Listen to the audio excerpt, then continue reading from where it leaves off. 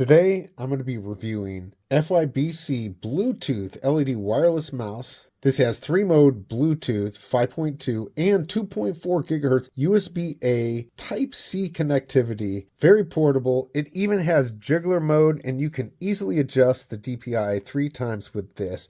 Let's take a look at this puppy. I'm actually impressed. Right now, if you see on here, I don't know if you can see the mouse, but I'm on Bluetooth. Works great. If you don't want to do Bluetooth, right here, you can see you actually have this. And look, you can pull this off and you can either do USB-C or USB-C-A. It just easily, look, just fits right in there. And right here, you can adjust Bluetooth. You can turn it off, 2.4 gigahertz. Easy to charge. You can see it charges right there. And it comes with the charging cable. But here's what's really cool. Hopefully you can see this. So this little button right here, if you do it quickly, you can change the DPI on the mouse, how it moves. But if you hold this down for 3 seconds, see if you can get the mouse on here, over here. Watch this. I'm going to hold it down for 3 seconds. It's got Jiggler mode. Look at this. Look, hands off, everyone.